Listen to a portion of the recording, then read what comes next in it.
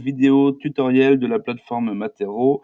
On s'intéresse aujourd'hui à l'espace enseignant et plus précisément à la personnalisation de la progression que l'on peut faire sur son compte enseignant. Pour cela, menu de gauche, on choisit le parcours personnalisé et on arrive sur cette page où l'on retrouve toutes les ceintures en colonne remplies avec les différentes compétences qui les composent.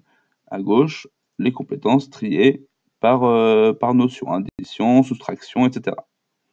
Il est possible de faire un peu près ce que vous voulez sur cette page. Je vais vous montrer ici quelques exemples. On peut assez classiquement supprimer des compétences individuellement et les ajouter à un autre endroit, hop, comme on le souhaite. Il est également possible d'intervertir des compétences. Et enfin, on peut également supprimer entièrement une ceinture ou une notion.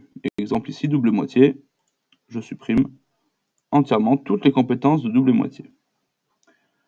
Quand vous avez fait les modifications, n'oubliez pas d'enregistrer pour les sauvegarder et que la progression soit adaptée pour vos élèves. Bien sûr, vous pouvez revenir en arrière à tout moment et rajouter les compétences qui vous manquent. Autre chose importante, vous pouvez modifier les couleurs des ceintures.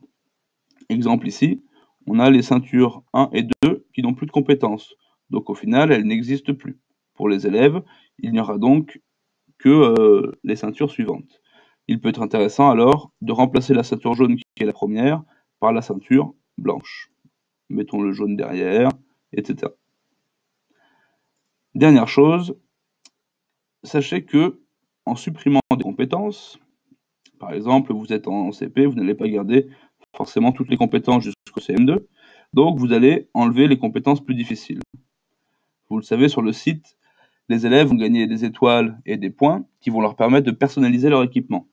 Si vous supprimez des compétences, il y aura nécessairement moins d'étoiles à gagner, mais cela ne sera pas pénalisant pour les élèves puisque le nombre d'étoiles nécessaires pour valider l'obtention de tel ou tel équipement sera lui aussi réduit en conséquence. J'espère avoir tout présenté et je vous dis à bientôt pour une prochaine vidéo tutoriel.